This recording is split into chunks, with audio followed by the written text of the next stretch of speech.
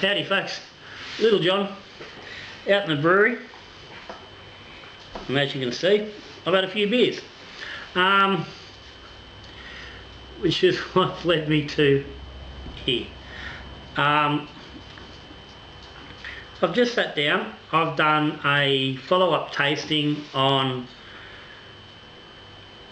two of the kit beers I've done recently, the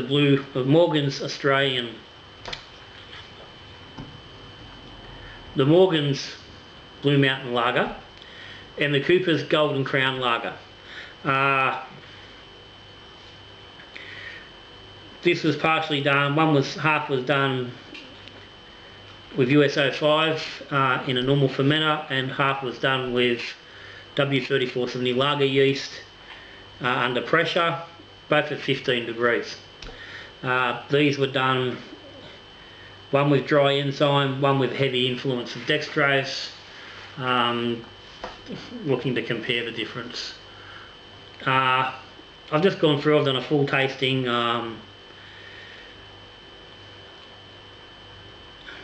and basically come through the conclusion that Cooper's Golden Crown is not a good kit, and should be left alone. The reason being, it's just ended up with a really weird flavour through it, which I could only contribute to the kit. But on that, I will sort of say that, because I said what we're looking at, trying to work out was using dry enzyme the best way to get a dry beer, or was going heavy on the dextrose the best way? And from this experiment, I think the dextrose is the better option. But it's hard to say, I described in the original video, was that there's a very strange, very weird flavour in both of these, and it's more pronounced in the dry enzyme beer than the dextrose beer, but it is there, and it can only, I imagine, be contributed to the kit itself. So at this point in time, purely going on the kit itself and how that kit has turned out, avoid that kit.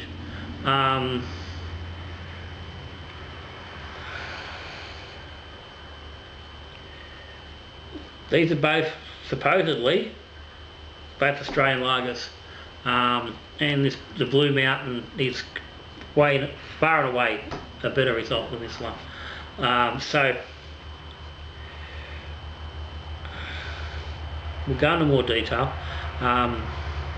Before we do, shout out and thank you to the patrons of Little John's channel.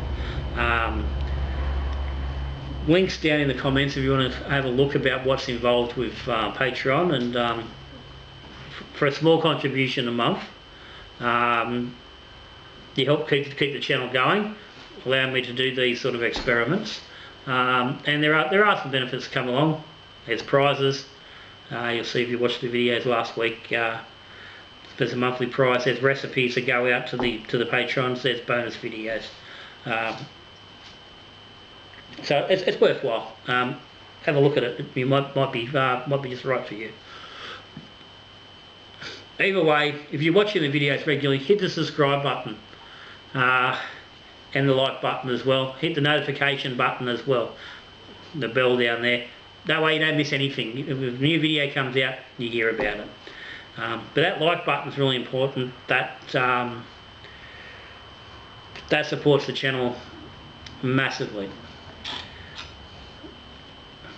Now to get on to these two and the issue why these beers are, in varying states of drunkenness. Because I've gone through and I've reviewed this, and I said one of these beers had been brewed with US-05 at 15 degrees in the standard fermenter. The other beer had been brewed at 15 degrees with W3470 lager yeast under pressure. And big thing I was trying to look at was the effect of that lager yeast at higher temperatures. Now I've done it previously, not that long ago, where I've done lager yeast at warmer temperature compared to an ale yeast, and just under normal fermentation in a standard fermenter without pressure, and did not get good results from that lager yeast, despite the number of people that want to throw around that you can bloody brew with a lager yeast at warmer temperatures without any issue. So I wanted to follow this one up, and now I've sat down and I've gone through and I've done this review, and basically what I've done is gone, okay, this beer here is one done with the US-05 at 15 degrees, and this was the lager yeast that was done at 15 under pressure, and found that this was a much better beer than any of the other three, but it was a better beer than this one.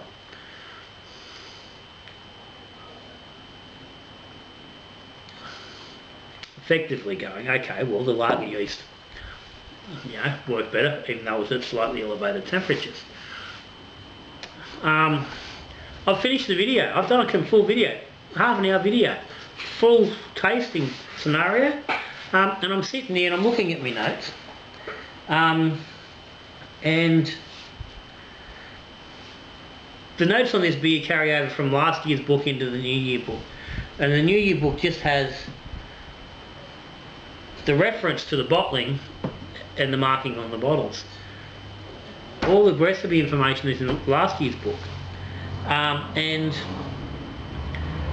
I've gone off the batch numbers and have assumed that I've labelled the same way I normally would off the batch numbers, but when I look at the actual bottling book where I've got the bottling record, that wasn't the case. So what that means is this beer, which I thought was the lager ferment, is actually the US-05 at 15 degrees in a standard fermenter. This one on this side is the W3470 at 15 degrees in the pressure ferment. So this totally changes the impression and the result of that tasting. So I've got to sit here and redo it. I can't, I'm sitting there going, oh, do I just put up the other one? Is it going to really bloody matter? Because it fucking matters. That's not what I'm here for. That's fuck, well, to do that, that's the bullshit that I'm fucking, that Little John is completely against. That's the whole point of what Little John is about. It's about fucking honesty and truth and the real shit and not the bullshit that goes on. So I couldn't do it. I had to fucking redo this video. But also for a very specific reason, because it's reinforced that you can't brew fucking with lager yeast at high temperatures and get a fucking good result. I've done it twice now, and this is even getting closer to the fucking the core. 15 degrees under pressure. The theory and all the fucking arguments that everyone puts forward says that should be a brilliant beer. All that information, all those bloody carry on about you can use a lager yeast at warmer temps and get a great result, all says that that's the beer it should be. But the fucking reality is that beer, which is clear, clean,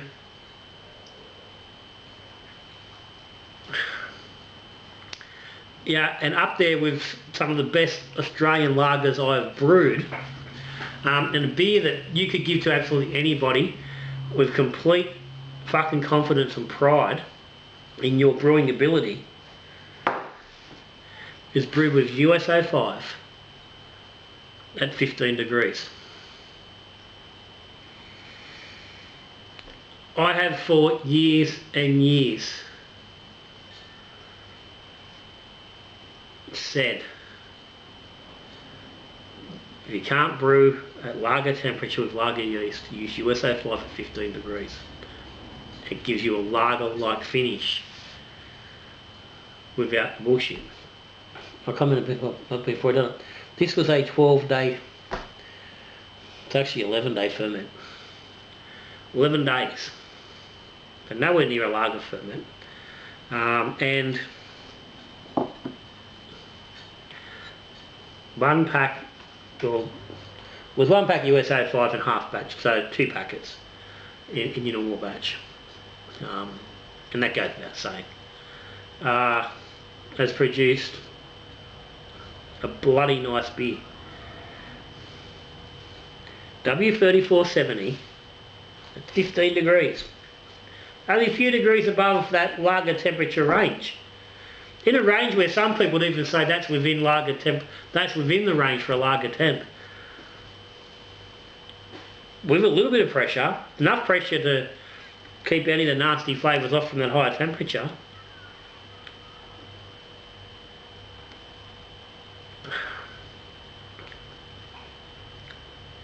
It hasn't done it. It's a decent beer. That's not a bad beer. And for a kit beer, that's decent. And most bloody kit brewers would be quite happy to knock that out. But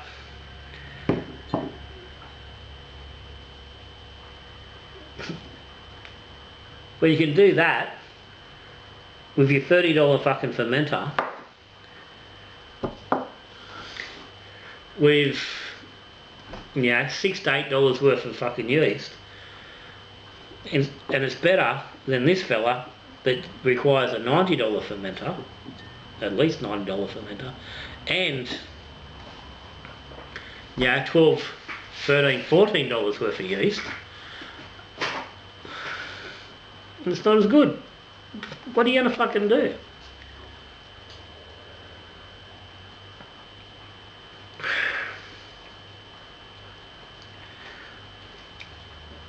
Now I will say it, that if that was the beer you had and you brewed a full batch of that with your lager yeast at 15 degrees, and you didn't have this other beer sitting next to it to compare it to, and that's all you had, you'd probably be reasonably happy with yourself. You'd probably go, it's not bad. Kit beer, basic beer, easy to do. A little bit of Citra, you know, a tiny little bit of Citra and a little bit of a bloody hop steep. You know, simple beer. That's not bad, it's pretty tasty. But when you compare it to that, you go, well, no, I'm sorry, it's inferior. The idea is we want to brew the best beer we can. We don't want to just buy. We don't just want to brew decent beer. We want to brew the best beer we can in the style we're after, and that's that fella. So,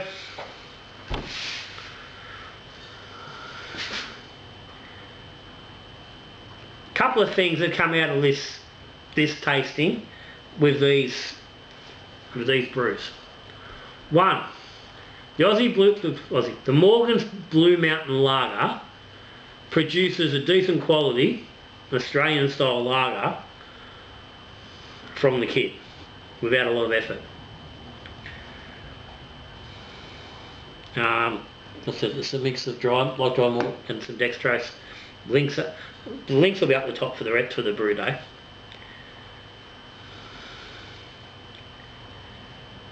What this also shows is that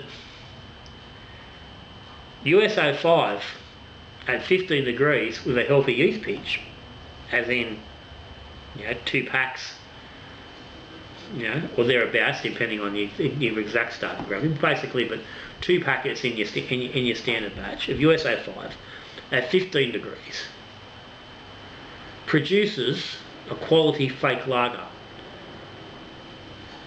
And good enough that most people wouldn't pick the difference. I commented in the initial video that if you poured that beer for mates and they didn't know what you poured it from, they wouldn't know it was homebrew. They wouldn't even question you.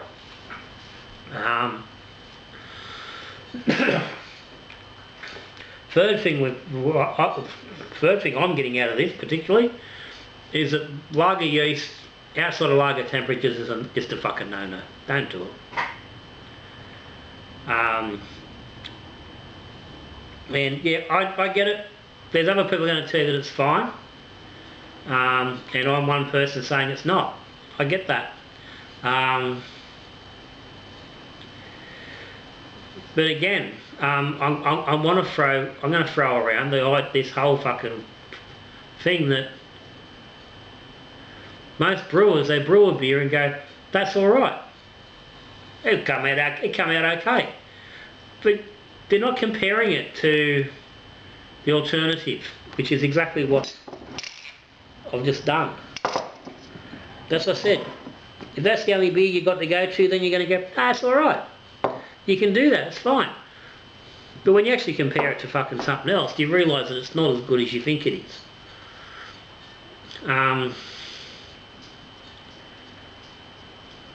Just because something works doesn't mean it's your best option. This is a prime example.